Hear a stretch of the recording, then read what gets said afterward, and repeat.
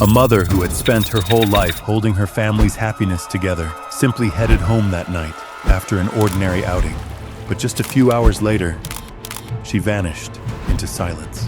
And by the next morning, a dog walker would stumble upon a scene that turned a once peaceful neighborhood into a swirl of panic and fear. The body was found in a duffel bag not far from her Forest Hills home. CBS 2's Elijah Westbrook has a reaction and more on the investigation. David Bonola is accused of stabbing Orsolya Gaal nearly 60 times before dumping her body in a duffel bag in Forest Hill. What the culprit will ultimately have to say. Orsolya Gaal, then 51 years old, was a Hungarian woman carrying within her a vibrant, free-spirited soul, someone who loved music, had a passion for travel, and treasured every quiet moment shared with the people she cared for. I can still picture her, a woman who lived honestly with her emotions and knew how to savor the simple gifts life placed in her hands. She met Howard Klein at a Christmas party in Budapest in 1994, just as she had finished school and he was preparing to leave for New York to pursue a graduate degree in finance at Columbia Business School. After only a few weeks of exchanging love letters and sharing a trip to Thailand, Orsolya made a bold decision. She followed Howard to the United States and stepped into a new chapter with no path back. Howard would go on to build a successful boutique capital markets advisory firm, while Orsolya worked in Manhattan before choosing to stay home to raise their two sons, Jamie and Leo, who were always her greatest pride. In August 2012, the family moved to Forest Hills, settling into a 5-bedroom home in one of the most peaceful areas of Queens, a neighborhood of tree-lined streets, classic Tudor architecture, and old-world bakeries and Italian pizza shops that created a nostalgic charm in the middle of the city. To friends and neighbors, Orsolya was a devoted, cheerful, and warm mother whose gentle smile made anyone feel at ease. Her Facebook page was filled with photos of joyful family trips to Paris, China, and Tokyo. But what lit her up the most was always the simple happiness of being beside her two sons. From the outside, Orsolya's life looked like a perfect painting, a steady marriage, a peaceful home, and a spirit that seemed to shine wherever she went. But sometimes the calmest surfaces hide the quiet things no one sees. And then, on a spring morning in 2022, right in the middle of the seemingly tranquil Forest Hills, the peace surrounding Orsolya was suddenly shattered in a way no one in the neighborhood could have imagined. At around 8 a.m. on April 16, 2022, the 911 dispatch center received a call reporting a black duffel bag left on the sidewalk in the Kew Gardens area of Queens, with a dark liquid seeping onto the pavement in a way that made residents fear something was seriously wrong. While officers from the New York Police Department were still on their way, a second call came in that same morning, also on April 16, 2022, detailing a discovery unsettling enough to make anyone shudder. Glenn Van Nordstrand, 51 years old, was walking his dog at about 8 a.m. near the intersection of Metropolitan Avenue and Jackie Robinson Parkway, when his eyes caught a large rolling bag lying on the grass by the curb. Glenn was used to seeing discarded trash along these busy streets, but something about this particular bag set off a quiet alarm inside him, a vague instinct whispering that whatever was inside was anything but ordinary. As he moved closer, his two dogs suddenly grew restless, pulling hard on their leashes as if they had sensed something was off. It wasn't until Glenn stood directly over the bulky sports bag that he understood why they reacted so strongly. A dark, reddish stain was seeping from the bottom of the Bauer bag, trailing into a thin streak across the cold concrete.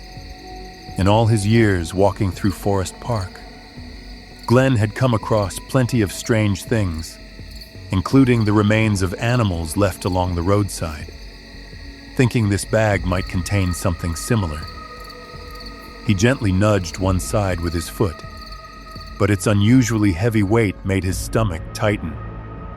Glenn crouched down, pulled the zipper just slightly open, and the moment that followed stayed with him forever. Later, speaking to reporters, he said, "I just saw a pair of bare feet, pale, motionless, and all I could say was, 'Oh my God.'"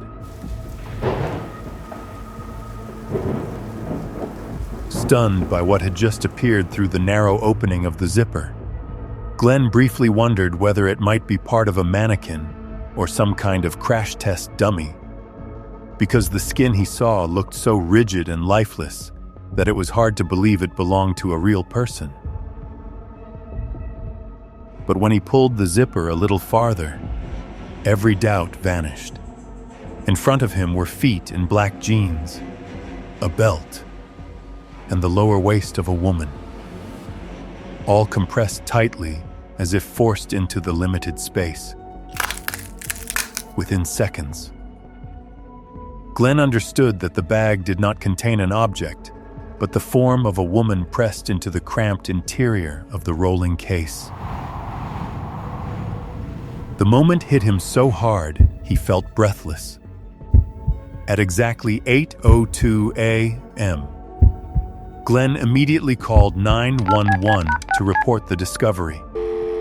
Still trembling, he later recalled that he first thought the person inside might be a teenage girl, simply because the body seemed far smaller than what he expected to find.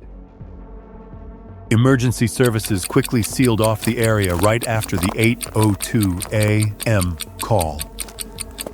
This wasn't the first time the New York Police Department had been alerted to abandoned bags along the stretch near Metropolitan Avenue and Forest Park, a place that had occasionally seen unsettling dumpings in the past.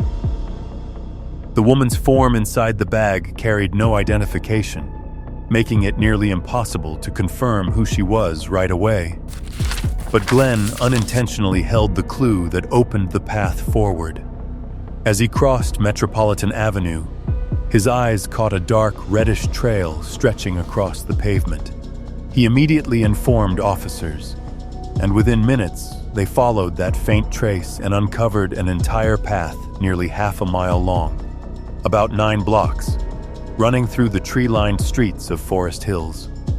The trail led straight to the side door of a $2 million home on Juno Street, following the dark, reddish trail straight to 7224 Juno Street. Officers from the New York Police Department initiated an emergency entry at midday on April 16, 2022, because everything pointed to this being the starting point of a serious incident. The moment they stepped inside, a quick sweep chilled the entire team. Streaks of the same reddish trace appeared on the first floor, stretching all the way down to the basement, accompanied by a sharp object on the ground marked with suspicious remains, all of it suggesting that something deeply abnormal had taken place not long before. When they reached the 3rd floor, they found 13-year-old Leo Klein standing there in a dazed state, clearly just waking up and confused by the chaos around him. When questioned, Leo said he lived in the house with his parents and his 17-year-old brother, Jamie. His father was currently in Oregon with Jamie visiting colleges, and he had no idea where his mother had been since the previous night. Following standard procedures to secure the scene, officers briefly handcuffed Leo and escorted him to a patrol car waiting outside before taking him to the nearest precinct for clarification, even though the boy was barefoot, wearing sleep clothes, and had no understanding of why he was being taken away amid such turmoil. When I look back at everything that happened on the morning of April 16, 2022, the image of Glenn Van Nordstrand showing up at the precinct to give his statement still lingers in an unsettling way. He, who had simply been out walking his dogs when he discovered the hockey bag containing the victim's form, was recounting the story to investigators when officers brought Leo Klein into the station. Glenn remembered clearly how the 13-year-old was led through the hallway in handcuffs, barefoot, still in his sleep clothes, completely confused by what was unfolding around him. After questioning Leo without any adult present, something many would later debate, officers quickly realized the boy had no awareness of the serious incident that had taken place inside his own home the night before. Leo was later released to relatives, still visibly shaken and unsure of what had just happened. During that time, investigators had completed the process of confirming the identity of the woman inside the hockey bag, and the result sent the entire case spiraling into something far more heartbreaking. The woman inside was Orsolya Gaal, 51 years old, Leo's mother. The cruel part is that Leo learned of his mother's tragic passing during a serious incident at the very moment he was being held as a potential suspect, an image that pains anyone who hears it. The forensic report showed that Orsolya's form carried multiple signs of a severe attack, including deep trauma to the neck area, several sharp force wounds on her torso, neck, and arms, along with defensive marks on her palms and fingers, indicating she had tried to protect herself in her final moments. The city medical examiner later concluded that this was a tragic case caused by sharp force injury to the neck.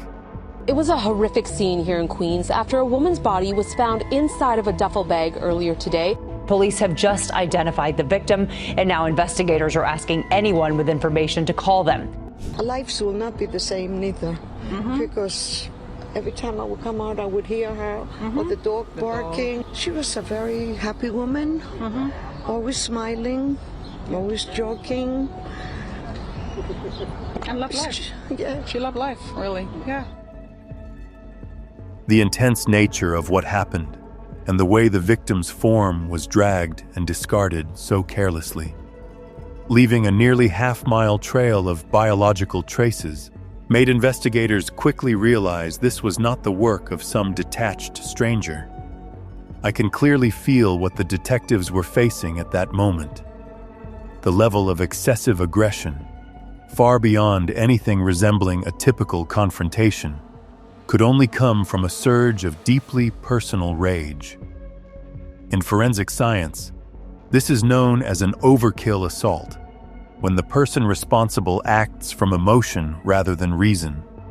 Dr. Michael Baden, a veteran physician and forensic examiner, commented on the direction of the investigation, saying, "Those traces show that the person responsible was not a stranger.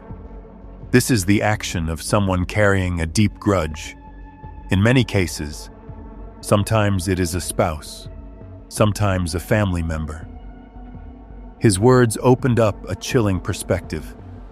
Whatever happened to Orsolya may very well have come from someone who knew her, perhaps even someone she once trusted. One of Orsolya's two sons was quickly ruled out as a potential suspect, while Howard Klein and their older son, Jamie, were in Oregon at the time of the tragedy, visiting colleges as Jamie prepared to enter the school selection phase. Yet being out of state did not mean they were completely excluded from every investigative direction, because in those chaotic first hours, police were obligated to examine every close relationship connected to the victim. And then, just as investigators were trying to piece together each fragment of information, a resident living near 75th Avenue in Forest Hills provided a detail that instantly shifted the entire case.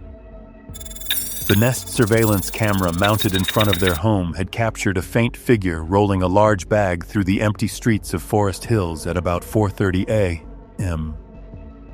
On April 16, 2022, just a few hours before Glenn happened upon the bag. That moment led detectives to one firm conclusion. The bag that person was pulling almost certainly contained Orsolya's form. moved from her home to the area near Forest Park. What remained, and what sent a chill through the entire community, was the question no one could ignore. Who was the person moving through the darkness, dragging that bag? Her body was found in a duffel bag not far from her Forest Hills home. CBS 2's Elijah Westbrook has a reaction and more on the investigation. I got the goosebumps. For some neighbors, there's just no other way to describe it. Feels like something out of TV. It's just really, it's rough. Sadness looms over this Forest Hills neighborhood following the death of 51-year-old Orsolya Gaal, a wife and mom of 2 sons found dead on Metropolitan Avenue near the Jackie Robinson Parkway. Out of all places, a duffel bag, according to police. It's scary, and I don't understand how somebody can do this. Police say a man walking his dog spotted the duffel bag on the side of the roadway Saturday morning shortly after 8 o'clock. The scenic and well-groomed street Gaal lived on with her family not far from where she was found dead is now the location of a crime scene. Police tape still surrounds the entrance to her home, and flowers placed by those she knew sit on a tree out on the sidewalk. The disturbing death leaving some with more questions than answers. You keep reliving the sequence of events as how does this happen? So it's actually quite strange. The more it goes on, the more it's like the gravity of the situation just keeps making it worse. And why someone would do this still remains a mystery at this hour. Police continue to look for the person responsible for killing Gaal. When police confirmed to the press that Orsolya's husband and 2 sons were included in the initial review, every gaze immediately shifted toward Howard Klein, the man long regarded as the family's steady anchor. Even though Howard truly was on the opposite side of the country with their older son, Jamie. At the time the tragedy occurred, the 2 were in Oregon visiting potential colleges. That still wasn't enough to completely remove all doubt in the early hours of the investigation. Notably, on the morning of April 15, 2022, Howard posted on Twitter that he and Jamie had arrived in Portland at 1:36 a.m. Oregon time on April 16th. Just a few hours later, another tweet, now deleted, stated that they were on a flight heading back to New York. That urgency wasn't random. It came from a terrifying message sent to Orsolya's phone in the early hours of April 16, 2022, right before her form was found.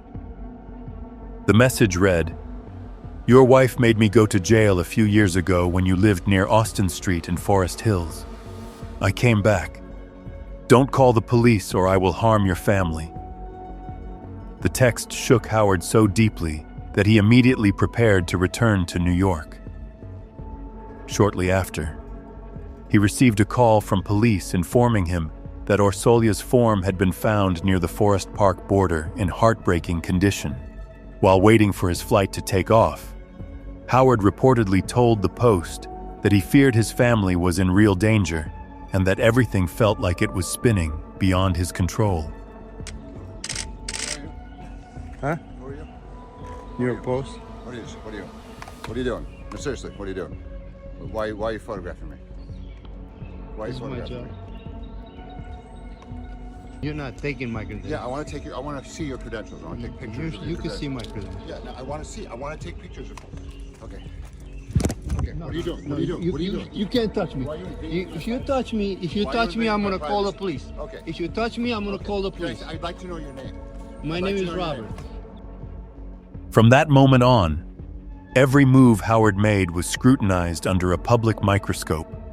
Social commentators, including Nancy Grace, began questioning his Twitter posts.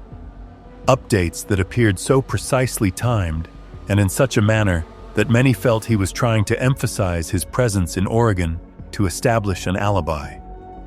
Nancy Grace even compared the threatening message sent from Orsolya's phone to a John Benet Ramsey-type note, a kind of threat that sounded overly theatrical, almost as if it had been scripted for a low-budget movie rather than written by someone truly intending to cause harm. She asked, Would someone responsible for a tragedy that severe really take the time to compose such a long, elaborate message? Another factor that thickened the cloud of suspicion around Howard was the complete absence of any signs of forced entry at 72224 Juno Street. This suggested that the person responsible was likely someone Orsolya knew and had allowed inside, or someone who had used the spare key the family kept near the outdoor grill. The traces at the scene also showed that the individual had stayed inside the house for quite a considerable amount of time, not the kind of quick in, quick out pattern seen in typical break-ins. All of this made it impossible for investigators to ignore the possibility that the person involved was someone deeply familiar with Orsolya, perhaps someone who had regularly entered the home, narrowing the circle of suspicion in a way that put enormous pressure on those closest to her. And then there was another detail that kept attention on Howard from fading. This wasn't the first time he had been connected to a missing person report within his own family. Records show that at 7:21 a.m. on May 29, 2020, Howard had called 911 to report that Orsolya was missing after going out for a late-night walk.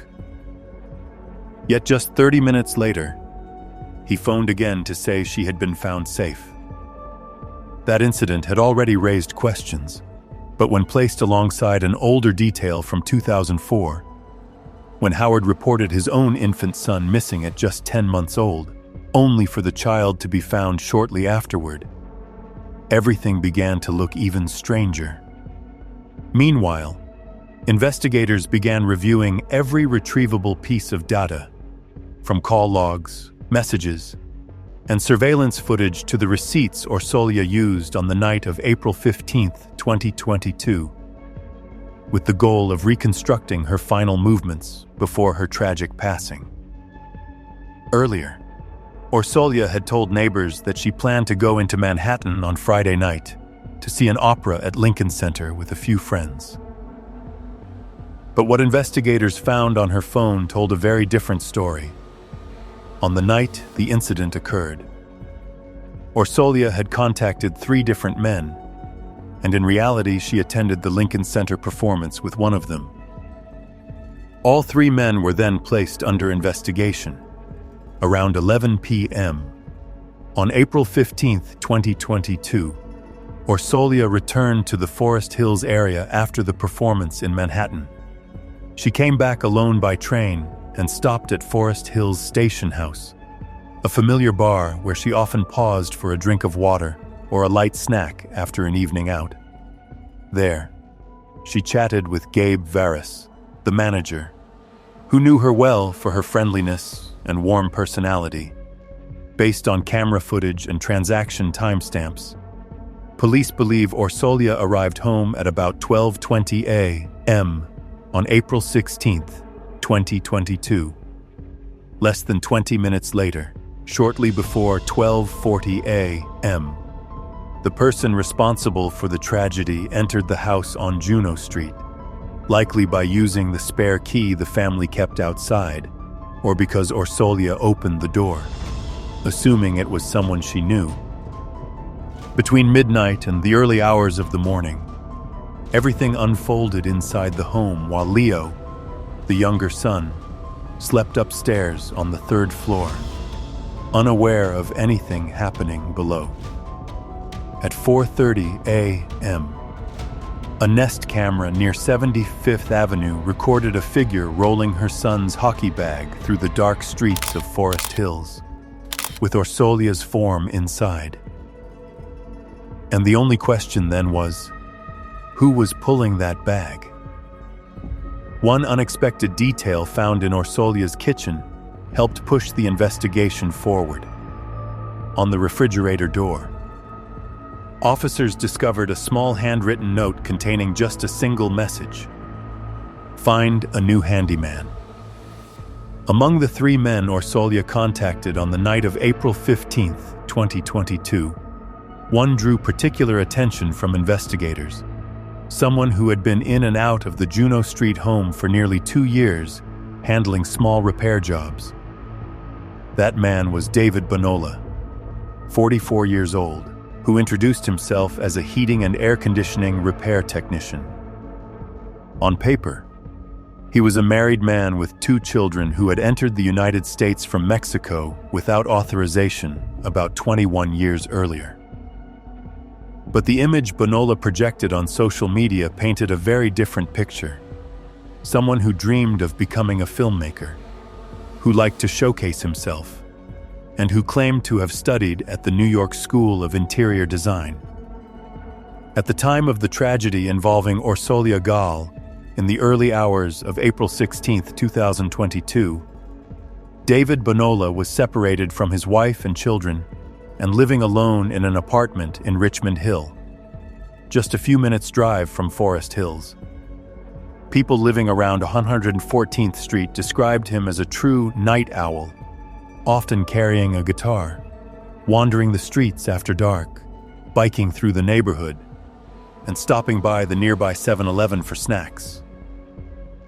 When police reviewed Orsolya's message history and the data on her phone, another truth quickly surfaced. Shortly after Bonola began doing repair work at the Juno Street home, his relationship with Orsolya shifted into an inappropriate level of closeness. On Facebook, Bonola left a series of overly affectionate comments under her photos.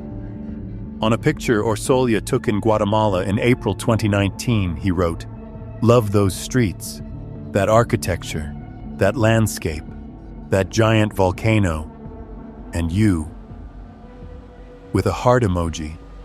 By July 2019, he added, "She is the most beautiful woman." Then in May 2020, Bonola posted the phrase, "tu mirada," meaning your gaze. In Orsolya's situation, a married woman who lived a private life and always put her 2 sons first, it was difficult to believe she felt comfortable with Bonola's overly adoring comments. But that turned out to be only the beginning of a pattern of increasingly unsettling behavior from him. Martin Calixto, the owner of the flower shop across from where Bonola lived in Richmond Hill, said that nearly every night Bonola would stop by to buy a single red rose and then show him photos of Orsolya, insisting he was in love with her.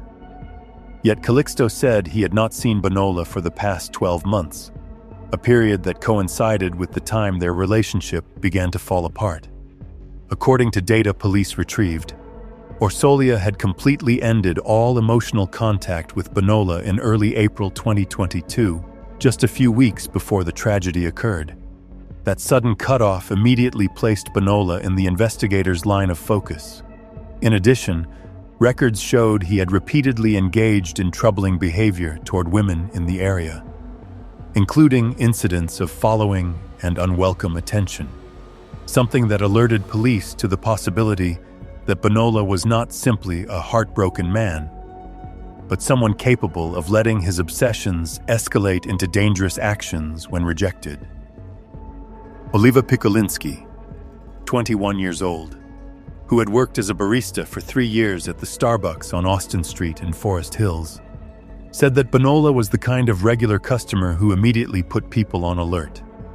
She described him as carrying an unnervingly cold energy, always standing off to the side watching people in a way that made employees uncomfortable. During many shifts, Oliva and her co-workers noticed that Bonola would purposely linger for hours, observing staff members, making inappropriate comments about appearances, and even trying to initiate conversations in ways that felt intrusive. Worse, he left overly affectionate notes in the tip jar, behavior that made several employees feel their personal boundaries were being crossed. At one point, his delusion went so far that he proposed to 2 employees despite having no relationship with them. Some staff members had to call the police, and the frightening part was that it happened more than once. But each time officers arrived, Bonola managed to slip away beforehand. But it was what Bonola obsessed over on YouTube that truly exposed the most hidden parts of his mindset. When police examined his account, they found 2 dominant themes running through the thousands of videos he had saved. temptation, and serious, harmful incidents. Strangely, Bonola didn't create content. He collected it, organizing everything meticulously into massive playlists, as if he were studying something. One playlist contained 750 local news reports centered on severe cases in the area, from high-impact attacks to violent events that had shaken communities. He watched all of them repeatedly, as though they were some kind of training material. The rest of his saved content revolved around women, attraction, and influence. Mostly simple, how-to-approach tips or material that encouraged persistent pursuit and psychological pressure. Another playlist held more than 200 videos focused entirely on cultivating psychological allure to make women drawn in. The kind of content easily consumed by people lacking real-life experience. Fairly speaking, what Bonola saved didn't just reveal someone indulging in unrealistic fantasies. It exposed a person driven by fixation, showing patterns of following others, with an immature understanding of relationships, yet strongly fascinated by dangerous behaviors and cases that had caused widespread shock. When police publicly stated that they had not yet identified a suspect, the truth was that they had already begun closely monitoring every movement of David Bonola, as well as the area surrounding his Richmond Hill apartment. Then a critical detail emerged on the very morning the tragedy occurred, at 6:05 a.m. On April 16, 2022, a surveillance camera on 114th Street, just a few houses from where Bonola lived, captured him walking with a makeshift white bandage wrapped around his left arm, a clear sign of a fresh injury. Later that day, Bonola went to a city MD clinic seeking medical help for cuts on his hand. But once examined, the doctor determined the injuries were too deep and transferred him to Bellevue Hospital for further treatment. Information that quickly made its way into the police file. While waiting for enough legal grounds to act, investigators decided to wait for household trash collection, because once the garbage truck arrived, they could retrieve potential evidence without a search warrant in accordance with procedure. And it was those trash bags that became Bonola's undoing. When examined, officers discovered a pair of brown boots stained with a dark reddish trace, believed to be the type he wore on the night of the incident, along with a t-shirt marked with a suspicious liquid and used bandages. When compared with the camera timestamps and the injury on Bonola's hand, those items formed a consistent chain of clues, a chain that brought police closer than ever to the man who was trying desperately to hide what he had done inside the Juno Street home that night. On Wednesday, April 19, 2022, detectives from the New York Police Department returned to the Richmond Hill area with the intention of directly approaching David Bonola, as the chain of clues gathered in the previous days had nearly placed him at the center of the case. But before they could knock on his door, Bonola appeared to notice the presence of investigators. He walked up to a patrol car parked along the curb and said something the officers could not ignore. "I heard you're looking for me." He was immediately taken to the 112th Precinct in Forest Hills for questioning. There, what happened next stunned even the detectives. Bonola openly admitted that he was the one responsible for the tragic incident that led to Orsolya Gaal's passing, describing the entire sequence of events with unsettling detail and a disturbingly calm tone. On the way to the precinct, he even stopped to buy a bagel and ate it casually, as if nothing unusual had happened. Once they arrived, Bonola repeated his confession during the officially recorded session for prosecution. Bonola told police that he and Orsolya had been in an on and off relationship for about 2 years, and that recently it was Orsolya who decided to end things completely. In his statement, Bonola said that in the early hours of April 16, 2022, he went to the Juno Street home intending to talk and repair the relationship. But the conversation quickly turned tense. Worried about waking Leo, the younger son asleep on the third floor, Orsolya led Bonola to the basement so they wouldn't disturb him. There, according to his account, the argument escalated to the point where he lost control, grabbed a sharp object, and caused severe injuries to her neck before striking her multiple times in a state of unchecked emotion. Realizing what had happened, Bonola said he panicked, afraid Leo might see the distressing scene.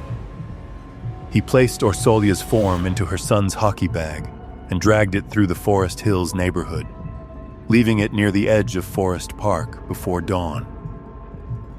In his confession, Bonola also admitted that he had sent the threatening text to Howard Klein, Orsolya's husband, in an attempt to mislead investigators and make the incident appear as though it had been caused by a stranger. What he described, even after being supported by on-scene evidence, left a chilling picture of the level of loss of control and fixation that led to a tragedy that shook the entire Forest Hills community. The next day, April 20th, 2022, David Bonola suddenly changed his entire confession, immediately drawing investigators' attention. This time, he claimed he went to Orsolya's home because he believed she had given him a serious transmissible condition, something he thought came from her relationships outside the marriage. According to Bonola, the night before, Orsolya had taken a call from another man and planned to meet him, something he said he could not accept. In this revised account, Bonola stated that when the argument grew heated, it was Orsolya who grabbed a sharp object in the kitchen and repeatedly told him to leave the house, even threatening to harm him if he didn't go. He said he reacted out of panic, seized the object, and unintentionally caused severe injury to her neck, leading to the entire tragic sequence that followed. However, this explanation was quickly questioned because the dark reddish traces in the kitchen, where Bonola claimed the confrontation occurred, were minimal and did not match the extent of injuries documented by the medical examiner. In contrast, the basement contained the largest concentration of traces, perfectly aligning with Bonola's original statement that the argument escalated downstairs and that he lost control of his actions there. Investigators clearly saw why he changed his story. The first version described uncontrolled behavior that could result in serious charges, while the second attempted to reframe the situation as one of self-defense.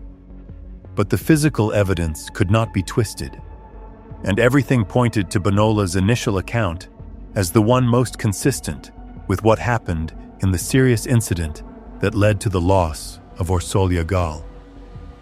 On April 20th, 2022, David Bonola was arrested and initially faced charges, including a second-degree act resulting in a tragedy, first-degree criminal interference, and fourth-degree possession of a dangerous item, even though he had twice admitted his role in the serious incident that led to Orsolya Gaal's passing.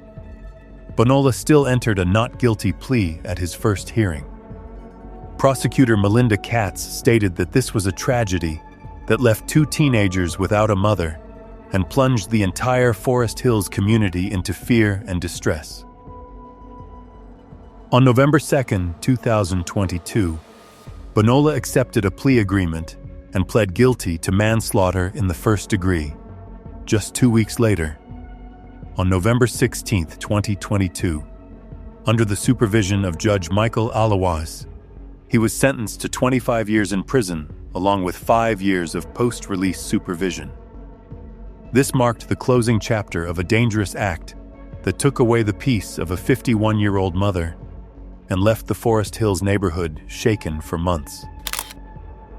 Meanwhile, in the court of public opinion, Orsolya Gaal repeatedly became the target of judgment. with many insisting she bore some responsibility for the tragedy that happened to her because of personal choices in her relationships, or because she placed trust in someone unworthy. Countless discussions turned into blame shifting, with comments like, "When you have a family, you should avoid putting yourself in risky situations." Such statements distorted the story, turning the victim into someone to be criticized instead of someone deserving of empathy. Responding to this wave of backlash, Joseph Giacalone, a former NYPD detective and now a professor at John Jay College in Brooklyn, spoke out firmly against the narrative. He said that much of what he read online amounted to victim blaming simply because she had once been involved in a relationship outside her marriage. Giacalone emphasized, every decision in life has consequences, but never, absolutely never, should a person have to pay with their own safety because of personal mistakes. His words not only defended Orsolya's dignity, but also reminded the public that blaming the victim is a distorted perspective, one that obscures the true nature of the case, a dangerous act that caused an irreplaceable loss for 2 children and the entire Forest Hills community. At Orsolya's memorial service, her older son, Jamie, stood up to speak on behalf of himself and his younger brother, Leo. Sharing words that brought the entire room to silence, Jamie said that his mother always found joy in the happiness of her children, and that this was the essence of who she was. Holding back tears, he said, "When I think of my mother, the first thing that comes to mind is everything she did to raise us. She always had this very special passion, making her children happy.